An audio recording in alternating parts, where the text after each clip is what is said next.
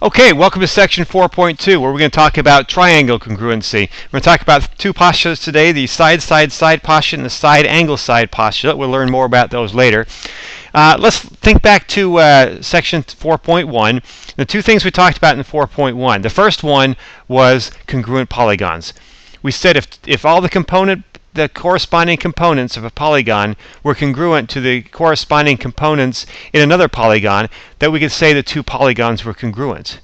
Conversely, we said that if two polygons were said to be congruent, then it was understood that all the corresponding parts were going to be congruent as well. Okay? Today we're going to start talking, and for the rest of chapter 4 for that matter, we're going to concentrate on the simplest polygon, which is the triangle. Okay? And we're going to figure out how to prove two triangles congruent to each other. Our objective today is to learn the two postulates I just mentioned. And the Virginia Standard of Learning that we're up against today says the following. It's number G6. The student, given information in the form of a figure or statement, will prove two triangles are congruent using algebraic and coordinate methods as well as deductive proofs. What does that mean? Well, it means we're going to be given either a picture or some words that tell us about two triangles, and we've got to figure out whether those two triangles are congruent. The three methods we can use are algebraic, coordinate, and deductive proofs. Algebraic, you know where that's going. That's where I'm going to give you two expressions, and then you're going to have to solve for x and plug back in and figure out what it is. So we've been doing that all the way through, and that's not going to go away here. We're going to keep doing it here. Coordinate methods, that's going to be where I give you three corners of a triangle and ask you, and three corners for another triangle, and ask you if those two triangles are congruent. We'll do that. That's going to use the distance formula quite a bit. So again, you want to learn that. And then finally, deductive proofs. We're going to use deductive proofs a lot in Chapter 4. So if you haven't been doing them, if you've been blowing them off till now, please stop doing that. Please start trying on these because they're going to become more prolific as we go through Chapter 4 and beyond here. Okay, so let's get on. Mathematicians are inherently lazy. Okay, mathematicians want to do one thing, and that is play video games. The reason they became math majors in the beginning was because they all thought they were going to go off and write video games, and math is the key to computer science, and computer science is what you need to write video games. So they're all kind of lazy. They want to do their math, and then they want to go home and play their video games. So mathematicians want to know what is the least amount of work I've got to do to prove two triangles are congruent. Well, it turns out that even though I have 6 components in a triangle, all I have to do is show that 3 of those components, the corresponding components, are congruent, and I can call those triangles congruent. Almost any combination of 3 components of a triangle will work, with one exception. Okay? Remember at the end of section 4.1, I showed you that if 2 triangles had the same angles, they weren't necessarily congruent because they can grow and shrink. You can have a big triangle, a little triangle. They can have the same angles, but they're not going to be the same. Let me bring up this here. Here's my 2 triangles. Disregard the fact that they're both labeled ABC. That's kind of irrelevant here. But what you can see here is both triangles have 3 congruent angles. Okay? But triangle on the right is clearly smaller than the triangle on the left. And it doesn't matter. This triangle could be bigger. It can grow like that. All those angles are still congruent. I can shrink it back down again. They're still congruent. So 3 angles do not prove triangles congruent. That's the exception. Every other combination of 3 bits of information will prove that that 2 triangles are congruent. All right, let's take a look here. Another special property of triangles is the fact that triangles are rigid.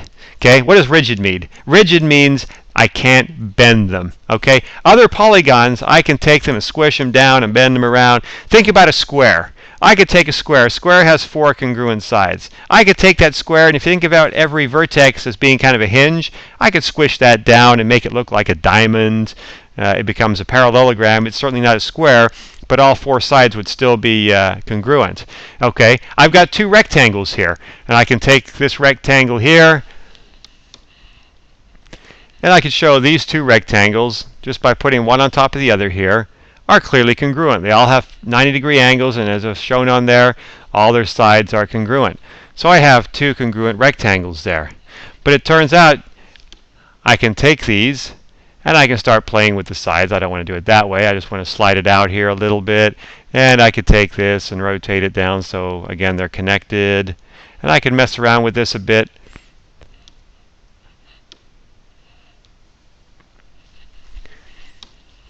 And through the power of the pause button, I can make that become a diamond right there. And you can see they still have 4 congruent sides, but they certainly aren't congruent rectangles anymore.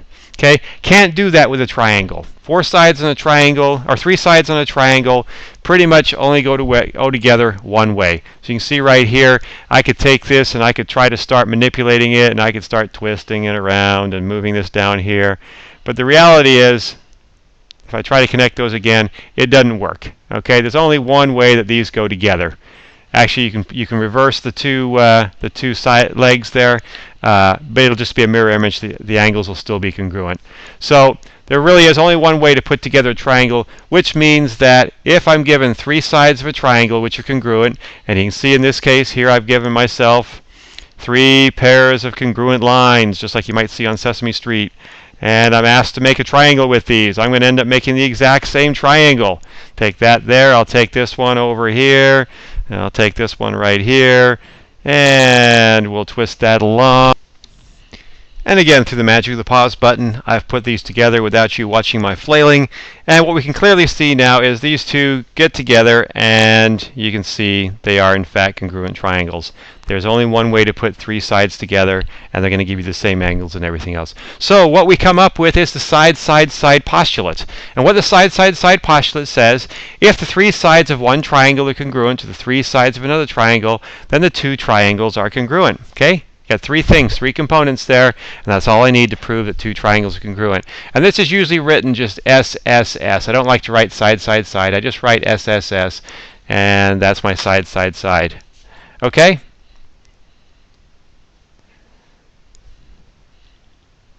Okay, what if I'm given only 2 congruent sides, but the angles between them are congruent? Okay, in this case, let me move that out of the way for a moment here. You can see we have 2 sides here that are congruent, and the angle in between them that's congruent. I haven't finished the triangle because this is all the information I've been given. But I could clearly take this and overlay it on this one right here, and we can see, yep, they are in fact congruent. And here's a piece I need to finish this triangle. Okay, and no surprise, the same piece is going to finish this one, because there's only one way to get from those 2 endpoints, and it's the same distance apart because the angle's the same and the length's the same. So these 2 pieces are in fact going to be congruent. Again, I can take this, I can slide it on top of here, and if I leave it there and I take this last component right here and put it over the top, well, I know I've got a 3rd congruent side here. Okay, and now I can clearly see that my angles are congruent as well, so I have 2 congruent triangles right there. Okay, and what that's going to lead me to is the side angle side postulate. And this one's written SAS. Okay, lazy mathematicians don't want to write too much. SAS, side angle side postulate. 2 sides and the included angle. Included means in between the 2 sides. If the 2 sides and the included angle of one triangle are congruent to the 2 sides and the included angle of another triangle, then the 2 triangles are congruent. Okay? Well, here I've got 3 triangles. They all have 2 congruent sides and a congruent angle in between those 2. What I want to kind of point out here is this middle one right here, which is kind of reversed from the other 2. Okay? Is it congruent? It sure is. It just happens to be reversed. It has 2 sides that are congruent, and it has an included angle. All I would have to do with this one is flip it over, and I can show you that it is in fact congruent. Well, let's go ahead and do that. I'll take this, hit flip, flip it left, boink, and now I can just kind of drag it over here, and sure enough, look at that, it's congruent. Okay, and we'll flip it back. And that's perfectly legal. Polygons to be congruent don't necessarily have to be identical. They can be transformations. That is, they can be flipped over from each other, mirror images of each other, as long as the components are in the correct order. Okay? And there we go. The side angle side postulate. All right, let's try to use our newfound knowledge here. Remember, we've got the side postulate and the side angle side postulate in our toolkit now to solve some problems. So here I'm given 2 triangles. I'm given triangle ABC and triangle EDC, and I'm told some information about it. They've got 2 pairs of congruent sides here. AC is congruent to EC, and BC is congruent to DC. Okay, and you can see those clearly. They're marked on the diagram there. Can I prove that triangle ABC is in fact congruent to triangle EDC? Well, what I want you to do is stop the video for a moment and think about this. How would you prove that these two triangles are congruent using either side, side, side or side, angle, side? Can you find some more information from this diagram that would help you solve it? Go ahead and stop it and do it on your own. Okay, I'm assuming at this point you've taken a shot at this proof right here. So let's go ahead and take a look at it. Well, what's the missing bit of information here?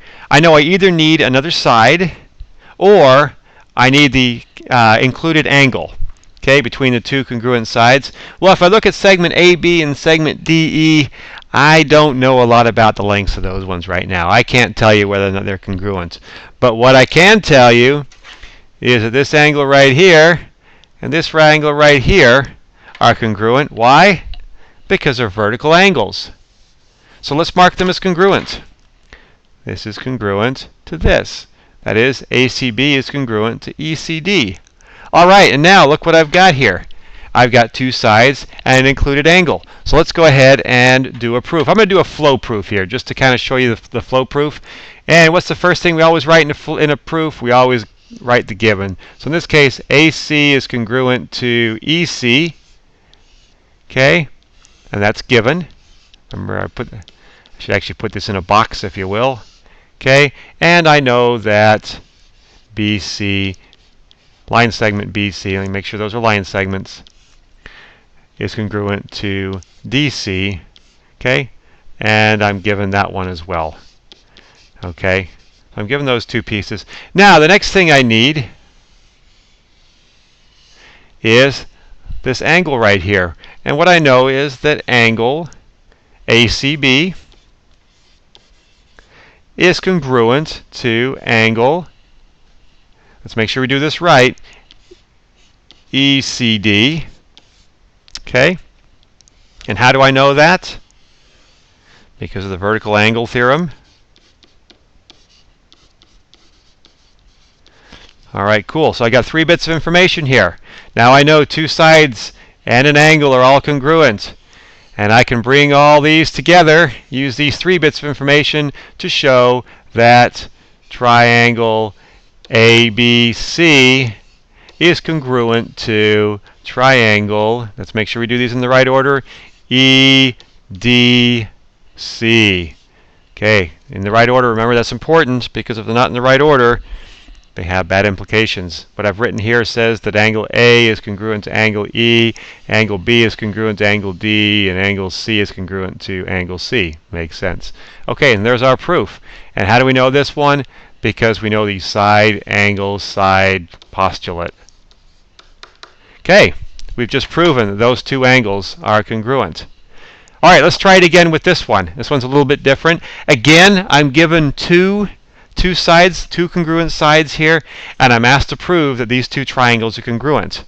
So I need another bit of information. I need either a congruent side or an included angle at this point. Okay? Can I figure out either one of those? Go ahead and pause the video again and see if you can do this one in your own, and then we'll talk about it.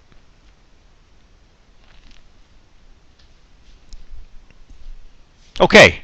I assume you've taken a shot at this. I hope you've taken a shot at it. Let's take a look. What do we know about the angles? We really don't know a whole lot about the angles here. I've given no information, and there's really nothing I can follow to kind of come up with the angles here.